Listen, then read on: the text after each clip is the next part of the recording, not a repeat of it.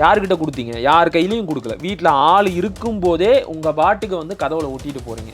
இதுவே முதல் தப்பு. ப்ராப்பர் வாரண்ட்டோட போகணும். உங்கள் கையில் வாரண்ட் இல்லை, யூனிஃபார்மோட நீங்கள் போலீஸை கூப்பிட்டு போகல, அத்துமீறி ஒரு வீட்டுக்குள்ளே நுழைஞ்சிருக்கிறீங்க. நுழைஞ்சு அவர் கதவை திறந்து என்ன சார் அப்படிங்கிறாரு. உடனே நெஞ்சில் கையை வச்சு தள்ளிட்டு போகிறீங்க. அப்போ கலாட்டா பண்ணணும் அப்படிங்கிற நோக்கத்தோடையே இவர் வந்திருக்கிறார்.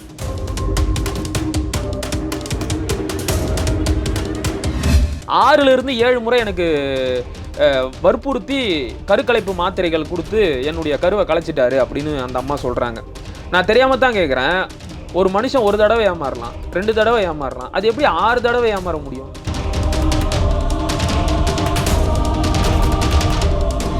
மலையாள கம்யூனிஸ்டுகள் அறிவுரை சொல்லி நாங்கள் நாகரிகமாக நடந்துக்கணும்னு எங்களுக்கு எந்த அவசியமும் இல்லை. அவங்களோட லிமிட்டில் இருந்துக்கிறது அவங்களுக்கு நல்லது. உங்கள் கையெழுத்தே இல்லையே, அப்புறம் எப்படி இந்த புகார் மனு செல்லும்? யாரை ஏமாற்ற பார்க்குறீங்க? இன்றைக்கி அண்ணன் சீமான் பின்னாடி சுற்றுற இவ்வளவு ஊடகங்களும் அன்றைக்கி சேகர் பாபுவோட பெண் ஒரு கலப்பு மனம் செஞ்சுக்கிட்டாங்க அப்படிங்கிறதுக்கு சேகர் பாபு எந்த விதத்துல எல்லாம் அந்த பையனை போட்டு படாத பாடுபடுத்தினாரு அப்படிங்கிறத எடுத்து பேசுனாங்களா, விவாதிச்சாங்களா? எப்படிரா ஒரு அமைச்சரா இருந்துகிட்டு இவ்வளவு ஆதிக்க சாதி மனநிலையோட நடந்துக்கிறாருன்னு யாராவது பேசுனாங்களா? கயல்விழியை திருமணம் செஞ்சுக்கிட்டாரு 2013. அந்த காலகட்டத்தில் நீ என்ன பண்ணிக்கிட்டு இருந்த? ஏங்க என்ன திருமணம் செஞ்சுக்கிட்டு என்ன முறைப்படி விவாகரத்து பண்ணாம இவர் 2வது திருமணம் செஞ்சுக்கிறாருங்க, என்னை ஏமாத்துறாருங்க அப்படின்னு ஏன் அன்னைக்கு வந்து இந்த திருமணத்தை தடுத்து நிறுத்தல?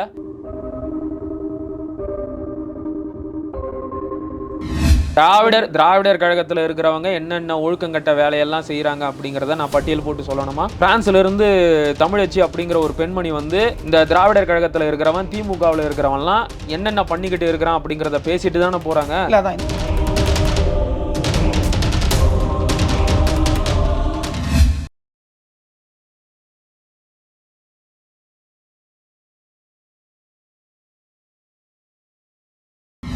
எல்லோபெஞ்ச் தமிழ் நேயர்களுக்கு வணக்கம். தமிழக அரசியலின் நடப்பு நிகழ்வுகள் குறித்து பேசுவதற்காக நம்முடைய இணைந்திருக்கிறார் தமிழ் தேசியவாதி திரு ஐவலவெளி மகிழன் அவர்கள். வணக்கம் சார். வணக்கம். இப்போது நாம் தமிழர் கட்சியினுடைய தலைமை ஒருங்கிணைப்பாளர் திரு சீமான் அவர்களை சுற்றியுமே நிறைய சர்ச்சைகள் ஓடிட்டு இருக்குது. குறிப்பாக வந்து அவருடைய வீட்டினுடைய காவலாளி திரு அமல்ராஜ் அவர்களை கைது செய்தது, அத்தோடு நேற்றைக்கு அவர் விசாரணைக்கு போனது, போயிட்டு வந்ததுக்கப்புறமா கூட பேசினார். ஸோ அதை எப்படி பார்க்குறீங்க? ஒரு பாலியல் வழக்குன்னு திரும்ப சொல்கிறாங்க. பாலியல் வழக்கில் திரு சீமான் அவர்கள் உள்ளே போகிறது அப்படிங்கிறது அதற்கு தொண்டர்கள் ஆதரவு கொடுக்குறாங்களா? ஏன் இன்னும் அந்த கட்சியை நம்புறீங்க அப்படின்ற பல கேள்விகள் உங்ககிட்ட வந்திருக்கும் இல்லையா? முதல்ல இதை பாலியல் வழக்கு அப்படின்னு சொல்கிறதே தப்பு. சரியா? நான் அதுக்கு பின்னாடி வரேன். சரி. அதுக்கு முன்னாடி ஒரு ஊடகவியலாளராக இல்லைனா இதை பார்த்துக்கிட்டு இருக்கிற பொதுமக்களுக்கும் சேர்த்தே இந்த கேள்வியை வைக்கிறேன். 2 நாளைக்கு முன்னாடி அண்ணன் சீமானோட வீட்டில் நடந்தது சரின்னு நினைக்கிறீங்களா? மனசாட்சியோடு பேசுங்க. உங்கள் நடுநிலை அப்படிங்கிறதையெல்லாம் ஒரு நிமிஷம் ஒதுக்கி வச்சுட்டு மனசாட்சியோடு பேசுங்க. அங்கே என்ன நடந்துச்சு அப்படிங்கிறது முழுக்க காணொலியாக வெளியாகி இருக்கு. எல்லாருமே அதை பார்த்தாங்க. அதில் ஏதாவது நியாயம் இருக்கா? நீங்கள் அழைப்பானையை கிழிக்கும் போது அதற்கு சட்ட நடவடிக்கை வரத்தானே செய்யும் அப்படின்னு அவங்க கேட்குறாங்க. யார் சொன்னது? அழைப்பாணியை கிழிக்கிறது சட்டப்படி தப்புன்னு யார் சொன்னது? இப்போ திராவிடர் கழகத்தினுடைய உறுப்பினர்கள் ஒரு வழக்கறிஞர் துரையருண் கூட சொல்லியிருந்தார். அவர் யாரு? அவருடைய அந்த நானே சொன்னேன் திராவிட கழகத்துடைய உறுப்பினர். அவர் யாரு? அவருடைய அறிவு நுட்பம் எப்படிப்பட்டது அப்படிங்கிறது பார்க்குற மக்களுக்கு தெரியாமல் இருக்கலாம். தனிப்பட்ட முறையில் எனக்கு நல்லாவே தெரியும். எனக்கும் தெரியும். அவர் சொன்ன அந்த BNS 207 ஒரு பெட்டிஷனை கிழிச்சா சட்டப்படி தப்பு அப்படிங்கிறது அரசு ஆவணங்களை வந்து சேதப்படுத்து எந்த இடத்துல பொருந்தும் அப்படின்னா, இப்போ நான் வந்து உங்களுக்கு சம்மன் இஷ்யூ பண்ண வரேன், உங்கள் கையில் கொடுக்கறதுக்கு முன்னாடியே அதை தடுத்து கிழிச்சிட்டேன்னு வச்சுக்கோங்க, அதுதான் அந்த BNS 207 படி தப்பு. ஏன்னா உங்ககிட்ட நான் கொடுக்கவே இல்லை, கொடுக்கறதுக்கு முன்னாடியே அதை தடுத்து அதை சேதப்படுத்தி இருக்கிறேன், கிழிச்சு எரிஞ்சிட்டேன். இல்லை நான் கொடுக்க வரேன் அப்படின்னா இடையிலேயே என்னை தடுக்கிறது, இதெல்லாம் தான் அந்த பிரிவின் அடிப்படையில் தவறாகும். அதை எடுத்து வச்சுக்கிட்டு இவர் பேசுகிறாரு. அது ஒரு ஓரம் இருக்கட்டும். இப்போ எனக்கு ஒரு அழைப்பானை கொடுக்குறீங்க, எதுக்காக? இந்த மாதிரி இந்த தேதியில் நீங்கள் நேர்னு இருக்கணும், உங்களை நாங்கள் இந்த வழக்கிற்காக மன்னிக்கணும், இந்த புகாருக்காக விசாரிக்க போகிறோம் அப்படிங்கிறத தெரிவிக்கிறதுக்காகத்தான் இந்த சம்மன் கொடுக்கப்பட்டுச்சு. சரி, கரெக்டாக? நீங்கள் கொண்டு வந்து யார்கிட்ட கொடுக்கணும்? அது இல்லை அந்த புகார், அதாவது புகார்ல யார் மேல அவர் வீட்ல எல்லாரும் ஓட்டிருக்காங்க அப்படி சொல்றாங்க. புகார்ல யாருடைய பெயர் குறிப்பிடப்பட்டு இருக்கோ அவர்கிட்ட கொடுக்கணும். அவர் இல்ல அதனால வீட்ல ஓட்டிருக்கதா சொல்றாங்க. அப்படியும் சொல்ல முடியாது. இன்றைக்கு இருக்கிற தொழில்நுட்பத்துல புதிதாக வந்திருக்கின்ற அந்த BNS சட்டம்லாம் இருக்கு தெரியுமா, குற்றவியல் சட்டங்கள், அதன் அடிப்படையில் நீங்க எலக்ட்ரானிக்கா கூட சம்மனை வந்து இஷ்யூ பண்ணலாம். அண்ணன் சீமானோட அலைபேசி எண் உங்ககிட்ட இருக்குல்ல, வாட்ஸ்அப்ல அனுப்ப வேண்டியது தானே. சரி இல்லை நாங்கள் நேரில் தான் கொடுப்போம் அப்படின்னா அவர் ஊரில் இல்லை. அவர் எந்த ஊரில் இருக்கிறாரோ அந்த ஊர் போலீஸ் ஸ்டேஷனுக்கு ஃபேக்ஸ் அனுப்பி பிரிண்ட் அவுட் எடுத்து அந்த ஊரில் இருக்கிற காவல் அதிகாரிகள் மூலமாக அவர் கையில் கொடுத்துருக்கலாம். அவர்கிட்ட கொடுத்துட்டோம் அப்படின்னு சொல்லி கையெழுத்து வாங்கிட்டு வந்திருக்கலாம். இல்லை நாங்கள் பண்ணவே மாட்டோம், சரி கொண்டு வந்து கையில் தான் கொடுப்போம் அப்படின்னா அவர் வீட்டில் இல்லை. வீட்டில் இல்லைன்னா யார்கிட்ட கொடுக்கணும்? செகண்ட் பர்சன், அவருடைய மனைவி கிட்ட கொடுக்கணும். அவங்களும் இல்லை அப்படின்னா மட்டும்தான் கதவுல ஒட்டணும். ஒட்டிட்டு நாங்கள் கொடுத்துட்டோம் அப்படிங்கிறதுக்கு சான்றாக ஃபோட்டோ எடுத்துகிட்டு போகணும். அதோட வேலை முடிஞ்சிருச்சு, நாங்கள் கொடுத்துட்டோம், எங்கள் கடமை முடிஞ்சிருச்சு அப்படிங்கிறத தெரிவிக்கிறதுக்காக தான் இந்த புகைப்பட ஆதாரம் எல்லாம். இப்போ நீங்கள் சம்மனை யார்கிட்ட கொடுத்தீங்க? யார் கையிலையும் கொடுக்கல. வீட்டில் ஆள் இருக்கும்போதே உங்கள் பாட்டுக்கு வந்து கதவுல ஒட்டிட்டு போகிறீங்க. இதுவே முதல் தப்பு. சரியா? ஓகே, நீங்கள் எதுக்காக அழைப்பானை கொடுத்தீங்கன்றது எனக்கு தெரிஞ்சு போச்சு. சம்மந்தப்பட்ட நபருக்கும் நான் தகவல் சொல்லிட்டேன், முடிஞ்சு போச்சு இல்லை? அதுக்கப்புறம் எதுக்கு அது அங்கே இருக்கணும்? என் இஷ்டம், எனக்கு கொடுக்கப்பட்டது, நான் கிழிச்சு போடுவேன். உன் வேலை நீ கொடுத்துட்டு போயிட்டல்ல, அவ்வளோதான். இதை கிழிச்சிட்டாங்க அப்படின்னு சொல்லி எதுக்காக காவலர் வந்து சம்பந்தம் இல்லாத ஒரு நபரை அடித்து இழுத்துக்கிட்டு போகணும்? இல்லை அவர் வந்து காவலரை நெஞ்சில் கை வச்சு தள்ளினாரு. அதைத்தான் நான் கேட்டேன். அதைத்தான் உங்களுடைய நடுநிலைமையெல்லாம் கொஞ்சம் தூரம் ஒதுக்கி வச்சுட்டு நியாயமாக பேசுங்கன்னு சொன்னேன். காணொளி வெளியாச்சு. ஏதாவது ஒரு இடத்துல அந்த இடத்துல இருந்த அண்ணன் அமல்ராஜ், அவரோட பேர் வந்து அமல்ராஜ், காவலர் அவர் தாக்குனார? முதல்ல என்னன்னு கேட்குறாரு. நீலாங்கரை காவல் நிலையத்தை சேர்ந்த அந்த காவல் ஆய்வாளர், அவருடைய பேர் என்ன, பிரவீன் ராஜேஷ், அவர் வந்து வராரு. வந்த உடனே கதவை திறந்துக்கிட்டு உள்ள போக பார்த்தாரு. நீங்க அந்த காணொலியை பார்த்தீங்கன்னா தெரியும், மேலே தாப்பால் போட்டு வச்சிருப்பாங்க. அதை திறந்து உள்ள போக பார்க்குறாரு. இதுவே தப்பு. போலீஸ்னா நீங்க எங்க வேணாலும் போயிடுவீங்களா என்ன? சட்டத்தில் அதுக்கு இடம் இருக்கா? கதவை தட்டணும். வீட்டில் யார் இருக்காங்க, இது மாதிரி இந்த இஷ்யூக்காக உங்ககிட்ட விசாரிக்க வந்திருக்கிறேன்னு வாரண்டோட உள்ளே போகணும். இவர் அப்படியே செஞ்சார். வராரு, கதவை திறந்து இவர் பாட்டு உள்ளே போக பார்க்குறாரு. கதவு உள்ளே பூட்டி இருக்கு. உடனே கதவை தட்டுறாரு. கூட 2 பேர். யார் அவங்க? அன்யூனிஃபார்மில் இருக்காங்க. போலீஸா இல்லைனா போலீஸோட ஹெல்ப்பர்ஸா? யாருக்குமே தெரியாது. இதுவும் சட்டப்படி தப்பு தான். உச்சநீதிமன்றத்தோட டைரக்ஷன் அடிப்படையில் நீங்கள் ஒருத்தரை கைது செய்ய போகிறீங்க அப்படின்னா ஃபுல் யூனிஃபார்மில் போகணும், வித் ப்ராப்பர் வாரண்டோட போகணும். உங்கள் கையில் வாரண்ட் இல்லை, யூனிஃபார்மோட நீங்கள் போலீஸை கூப்பிட்டு போகல. அத்துமீறி ஒரு வீட்டுக்குள்ளே நுழைஞ்சிருக்கிறீங்க. நுழைஞ்சு அவர் கதவை திறந்து என்ன சார் அப்படிங்கிறாரு. உடனே நெஞ்சில் கையை வச்சு தள்ளிட்டு போகிறீங்க. அப்போ கலாட்டா பண்ணணும் அப்படிங்கிற நோக்கத்தோடையே இவர் வந்திருக்கிறார். உடனே ப்ரெஸ் உள்ளே போயிட்டாங்க இல்லையா, கதவை திறந்துட்டு இவர் பதற்றமானார். கவனிச்சிங்களா? ஏய் நீ வந்து உள்ளே போ, வெளில போன்னு. ஏன் சார்? ஏன் நீங்கள் ப்ராப்பராக கைது பண்ண வந்திருந்தீங்க அப்படின்னா, அப்படி இருந்தும் உங்களை தடுத்து இருந்தா நீங்கள் வந்து பயப்படவே தேவையில்லையே. ஆனால் அவருடைய திட்டம் என்னவா இருந்திருக்கும் அப்படின்னா, உள்ளே தள்ளிட்டு போயிட்டு அங்கிருந்து சண்டை போட்டு இழுத்துக்கிட்டு வரும்போது இவர் எங்களை துப்பாக்கியை காட்டி மிரட்டினார். கேட்டுக்கு பின்னாடி என்ன நடந்திருந்தா நமக்கு என்ன தெரியும்? நல்ல வேளை ப்ரெஸ் உள்ளே போயிடுச்சு. உள்ளே போயிட்டு அங்கே வந்து இவர் தான் அவரை அடித்து இழுத்துட்டு வர்றாரு. எந்த குற்றமும் செய்யாத ஒரு நபரை அசிங்கப்படுத்தி அவமானப்படுத்தி இவர் இழுத்துட்டு போனார். இதுதான் முதல் குற்றமே. இப்போ எந்த குற்றமும் செய்யாத நபருக்கு வந்துட்டு நீதிமன்றம் 15 நாள் ரிமாண்ட் வழங்குமா? வழங்கியிருக்கே. இங்கே வந்து அதுதான் மிகப்பெரிய கொடுமையாக இருக்குது. காணொளி ஆதாரம் இருந்தும் கூட நீதிமன்றம் வந்து 13 நாள் காவல் கொடுத்துருக்குறாங்க. சரி இருக்கட்டும், பரவாயில்ல. எதுவாக இருந்தாலும் சட்டப்படி சந்திக்க நாங்கள் தயார். அதில் எல்லாம் வந்து நாங்கள் வந்து பின்வாங்க போகிறதே கிடையாது. ஒரு வழக்கு, அந்த வழக்கினுடைய தொடர்ச்சி தான் இது அப்படிங்கிற மாதிரி இருந்தாலும் கூட இதுக்கு பின்னாடி ஒரு அரசியல் அழுத்தம் இருக்குது. இவங்க தான் இந்த அரசியல் அழுத்தத்தை கொடுத்து என்ன ஒரு நெருக்கடி கொடுக்குறாங்க அப்படின்ற மாதிரி. கரெக்ட். எதுக்காக இந்த நெருக்கடி கொடுக்கப்பட்டுச்சுன்னா, நேற்றைக்கு அதாவது பிப்ரவரி மாதம் 28ஆம் தேதி எப்படி இருந்தாலும் சீமான் வந்து இங்கே வந்தே ஆகணும், அவரை வர வைக்கணும் அப்படிங்கிறதுக்காக மட்டும்தான் இவ்வளோ பெரிய நாடகம் காவல்துறையால் நடத்தப்பட்டு இன்னைக்குள்ளே வரணுன்ற என்ன கட்டாயம் இருக்குது? அதைத்தானே நாங்களும் கேட்குறோம். நீங்கள் 27ஆம் தேதி சம்மன் கொடுத்தீங்க. 27ஆம் தேதி எங்களால் வர முடியாது. ஏன்னா நாங்கள் ஏற்கனவே திட்டமிட்ட கட்சி தொடர்பான சில வேலைகள் இருக்குது, சுற்றுப்பயணம் இருக்குது. அதனால் குறிப்பிட்ட தேதியில் எங்களால் வர முடியாது அப்படிங்கிறத கட்சியோட வழக்கறிஞர் அணி சார்பாக காவலர்கள்கிட்ட தெரிவித்தாச்சு. இதுவே போதுமான நடவடிக்கை தான். சார் நீங்கள் குறிப்பிட்ட தேதியில் எங்களால் வர முடியல, எங்களுக்கு வந்து ஒரு 4 வார கால அவகாசம் வேணும். ஏன்னா 3 மாதம் டைம் இருக்குது, விசாரணைக்கு 3 மாதம் டைம் இருக்குது. நான் குறிப்பிட்ட கால இடைவெளிக்கு பிறகு வந்து ஆஜராகி விசாரணைக்கு ஒத்துழைக்கிறேன் அப்படின்னு சொல்லியாச்சு. கிடையாது, நீ மறுநாளே வந்து ஆகணும் அப்படின்னா என்னது இது? யாருடைய அழுத்தத்தின் பேர்ல நீங்க செயல்படுறீங்க? ஏற்கனவே திரு சீமான் அவர்கள் தான் இந்த விசாரணைக்கு சரியாக ஒத்துழைக்கல, அதனால தான் இந்த பிரச்சனைகள் வந்து யார் நீண்டுகிட்டே சொன்னது? போகுது. யார் சொன்னது? அப்படி ஒரு குற்றச்சாட்டை வைக்கிறாங்கல்ல. முதல்ல இது யார் தொடுத்த வழக்குன்னு தெரியுமா? அண்ணன் சீமான் போட்ட வழக்கு. இல்ல அவங்க அந்த முன்னாள் நடிகை தான் அவர் மேல போட்டிருக்காங்கன்னு எல்லாரும் சொல்றாங்க. முதல்ல அதுவே தப்பு, அடிப்படையே தப்பு. அவங்க புகார் கொடுத்ததை தாண்டி எல்லா மெயின் ஸ்ட்ரீம் சேனல்லையும் அவங்க இதான் தவறு. சொல்றாங்க. அவங்க தெரியாம அதைத்தான் சொன்னேன், அதைத்தான் ஆரம்பத்திலேயே சொன்னேன். இத பாலியல் வழக்குன்னு சொல்றதே தப்பு. இது எஃப்ஐஆர் குவாஷ் பெட்டிஷனுக்காக நடக்கிற விசாரணைகள் இது எல்லாமே. சரி. அண்ணன் சீமான் அவர்கள் இப்படி தொடர்ந்து இந்த பெண்மணி என் மேல புகார் கொடுக்கறதும் வாபஸ் வாங்குறதும் புகார் கொடுக்கறதும் வாபஸ் வாங்குறதையும் வழக்கமா வச்சிருக்கிறாங்க.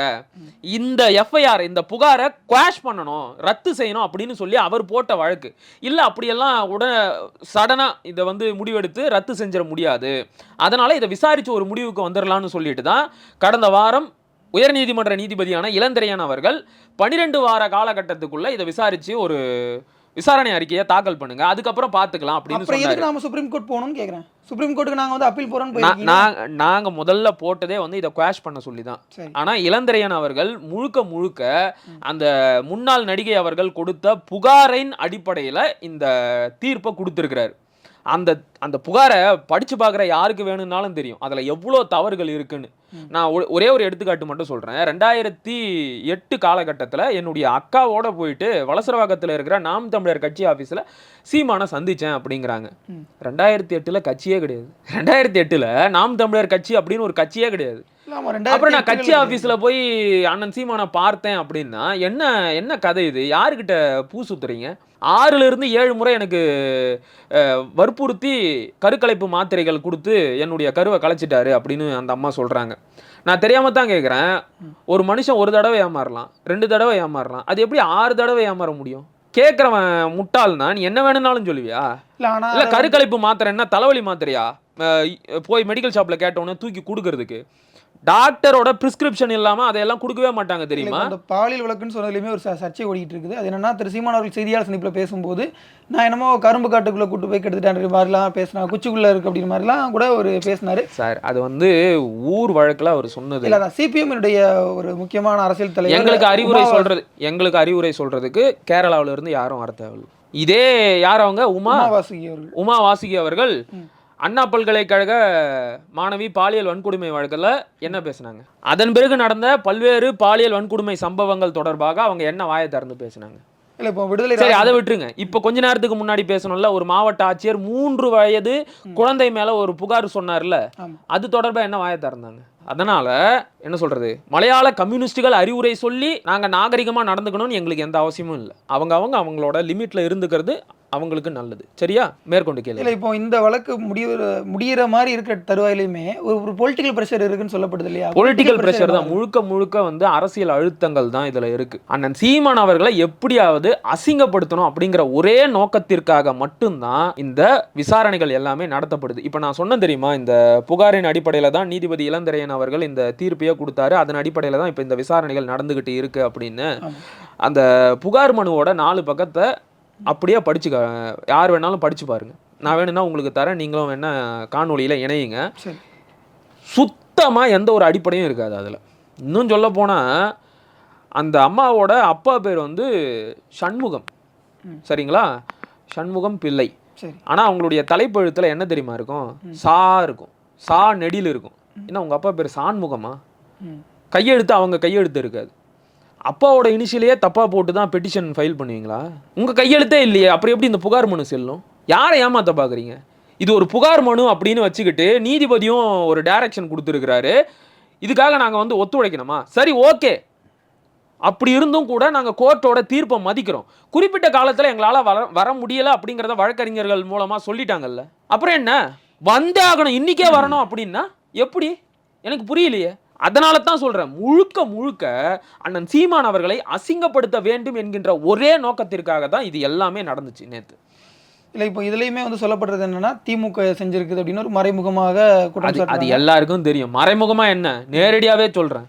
இல்லை இப்போ ஆனால் இப்போ அதற்கு வந்து அமைச்சர் சேகர் பாபு அவர்கள் என்ன பதில் சொல்றாருன்னா, இல்லை அதெல்லாம் சட்டப்படி நடக்குது, இல்லை நாங்கள் எதுவும் சட்டப்படி வந்து நானும் சில விஷயங்களை வெளிப்படையாக பேச வேணான்னு பார்க்குறேன். அவரோட மகளுக்கும் நியாயம் கிடைச்சிருக்கணும் சட்டப்படி. அவங்கள என்ன பாடுபடுத்தினார் இவர் அப்படிங்கிறது ஊர் உலகத்துக்கு தெரியும் தானே. இன்னைக்கு அண்ணன் சீமான் பின்னாடி சுத்துற இவ்வளவு ஊடகங்களும் அன்னைக்கு சேகர் பாபுவோட பெண் ஒரு கலப்பு மனம் செஞ்சுக்கிட்டாங்க அப்படிங்கிறதுக்கு சேகர் பாபு எந்த விதத்துல எல்லாம் அந்த பையனை போட்டு படாத பாடுபடுத்தினாரு அப்படிங்கிறத எடுத்து பேசுனாங்களா, விவாதிச்சாங்களா? எப்படிரா ஒரு அமைச்சரா இருந்துகிட்டு இவ்வளவு ஆதிக்க சாதி மனநிலையோட நடந்துக்கிறாருன்னு யாராவது பேசுனாங்களா? அப்புறம் அதைத்தான் நேத்து அண்ணன் சீமான் கேட்டுட்டு போனாரு. இந்த ஊடகங்களுக்கு ஓங்கி ஒரு குட்டு வச்சுட்டு போனாரு.